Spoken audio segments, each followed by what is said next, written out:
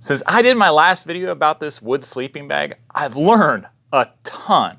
Now, some of this information I learned from you guys, and some of it I learned from just experiencing it out in the woods, because this is easily my favorite sleeping bag to take. It's heavy, it's a beast, but man, when you sleep in one, it's like being hugged by your mom on a beautiful spring day coming home from school. All right, that was a little too visual. But the point is this sleeping robe, if you can get one, has a lot of really neat features that the modern sleeping bags just don't have. And those features really need to be used in a specific way to get the most out of it. Okay? So watch until the very end, because I was doing it wrong. And I'm going to give you the key to a successful night's sleep with one of these bad boys. All right. As we go through this video, I'm going to point out some of the differences between this bag and the bag that I showed in my previous video. My previous bag was made right around the 1950s, maybe the 1960s. It's hard for me to tell. This particular bag dates to around the 1930s, and what's really cool about it is it was a soldier's sleeping bag. Now, it was a soldier from Canada, and just like here in the United States, soldiers who were officers had to buy their own equipment. So this was not an enlisted men's bag. This was a lieutenant's bag. Actually, there's two different lieutenants' names on the bag itself. So I'll put the details below in my description, so make sure to check it out, and check out my website, www.honorableoutfitters.com, because it'll have a bunch of the detailed pictures as we go through and we talk about all these different things. That way you can see yourself close up, and maybe you got one of these yourself and you want to check it out. All right, so the first thing you notice is the zipper. This zipper is not a brass zipper like the wood sleeping bag from the 1950s. This one's got that really old gray zinc type metal zipper. And what's interesting about this zipper, it doesn't have a stop at the very bottom. So it's kind of finagly in trying to unzip it and zip it back up. Lining it up is pretty difficult. So that in itself at least says to me, maybe it was broke because it was, used out in the field, but I wonder how early on the model of the zipper that this really was. You'll also notice this flap. This flap is a little bit longer than the one from the 1950s. This one is about 1/3 of the length longer, but that makes it really nice for throwing it over your head. Now, at the very end of this video, I'm going to explain how you can maximize this little hood here, because it will possibly save your life out in a cold situation, but really just make you more comfortable in the winter weather. My 1950s bag, it had an opening that went all the way down, and that was used for either a bed ticking or specifically an air mattress. Yes, they had air mattresses in the 1920s, 1930s. Nothing like what we got today as far as weight, but they work pretty well. And Sarge Viding, he actually has an air mattress from the 1910s, 1920s, and it still holds air. They don't make them like they used to. This label can help you identify the rough age range of your own wood sleeping bag. Now see how it's got that little red triangular flag? It doesn't have the green woods tree like my 1950s bag. The kersey wool lining of this one is woven just a little bit differently than the one from my 1950s. The thread lining is smaller threads, whereas they used thicker threads in the 1950s. Now that probably doesn't mean anything to you, but if you're trying to date it again, this might be a hint in case the label's too worn off, or you're trying to figure out roughly between the 1950s or before where your bag fits in. That's a detail that may help you. Now, just like my other sleeping bag, it has a drawstring, and this drawstring comes in pretty handy when you're trying to use it and figuring out how you're going to lay in it. Now, it seems kind of odd because this cape or this hood is only on half of the bag. It's not all the way around. The drawstring is also only on halfway around. Now, bags in the early 20th century, they were rectangular. That's just how they were. So how does this make sense in using a wood sleeping bag with this kind of feature? Now, my 1950s, I really struggled understanding why it had this type of format when you could use a bed ticking or an air mattress and you could stuff it inside of it. This one doesn't have that. It doesn't have that opening to do that. So that gives me a little bit more idea, possibly specifically, how these things were originally supposed to be used. As technology came along and people started buying air mattresses and become more of a practice, it just made sense that you add that. For these older bags though, it's not really all that necessary because first of all, they were really, really expensive. Now this was a top of the line bag. So if you had the money to buy one of these bags, you probably had enough money to buy an air mattress. But it just wasn't something that was as commonplace as it is today. You might be able to see where this is going. If you like this video so far, if you found it useful and you like the hints and suggestions and the details, do me a favor and click like. That way other people find it and you'll be helping them out. We really appreciate it. This sleeping bag, it has a drawstring, just like my newer one from the 1950s or 60s or whatever. And it makes you wonder, why were the drawstring, why was this hood only half of the way of the bag? Now, one of you guys, one of my viewers, you guys give me a comment and I tried it out and it makes a lot of sense. Now, I'm a side sleeper most of the time. You know, I sleep on my back sometimes, but for the most part, I'm a side sleeper. I don't know how many percentage-wise of people are side sleepers or back sleepers. But if you're a side sleeper, then using this kind of feature and putting yourself on one side of the bag makes some sense. If you're a back sleeper, it doesn't make so much sense.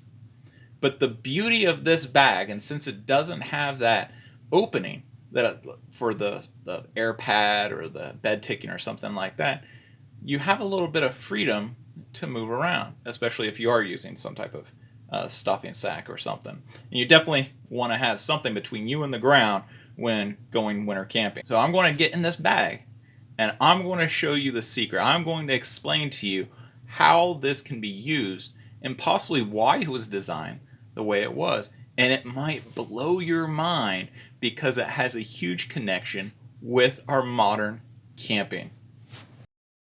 I kind of geek out when I discover new things historically or with artifacts. Okay, so if I might be embarrassing myself a little bit here, but when I found out this detail, I got really excited.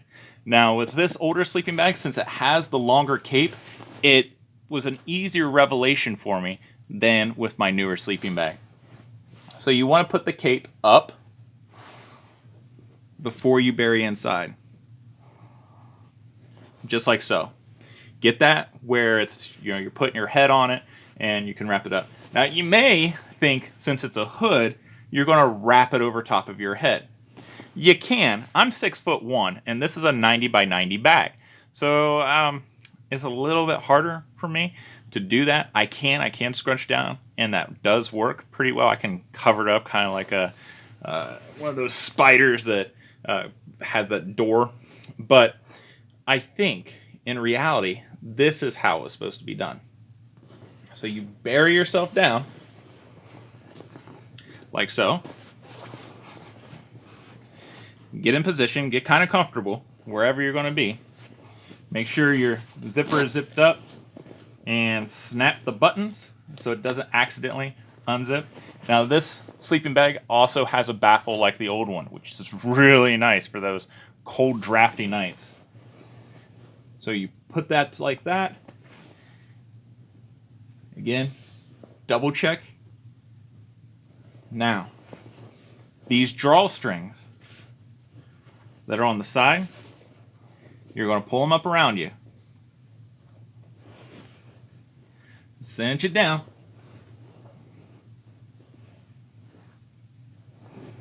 And tie it loosely around your neck. Put a little bow. And what's nice is at least this bag, it kind of stops. You can't pull out the drawstring all the way. So it's sewn in there. Okay, so you got your bow. It's around your neck, and you might feel like that's going to strangle you. But here's the reason behind it.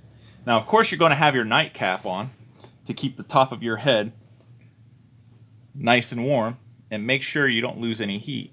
You're going to take this little hood part and you're going to put it over top as well.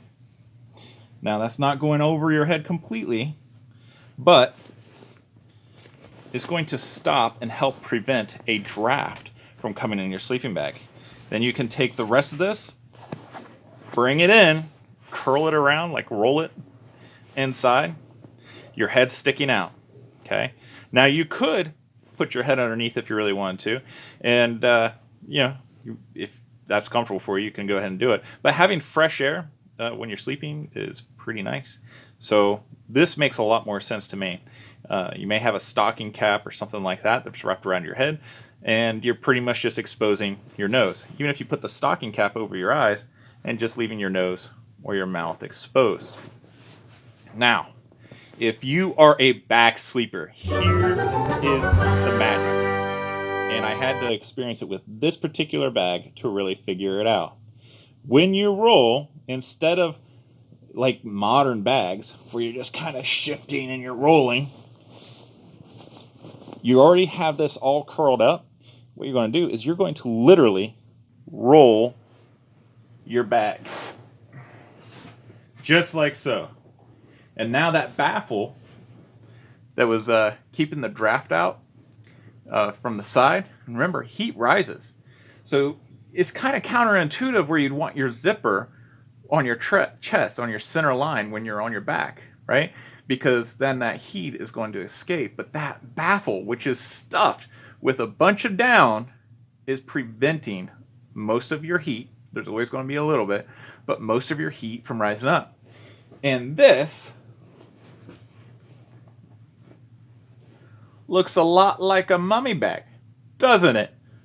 This kind of blew my mind. When I experienced this and I tried it and I gave it a shot, I was amazingly comfortable. This is the way to sleep in this particular style of bag, get the most out of it, so you're still using this hood feature, right, to help keep the warmth over your head, but also it prevents a draft from coming in around your neck. And I think that is a fantastic idea. Now, of course, if you've got a mummy bag, this isn't any new news to you. But for a vintage or historical camper, this is a huge deal when cold weather camping. And then if I really wanted to, I could just roll over again. And you take it with you.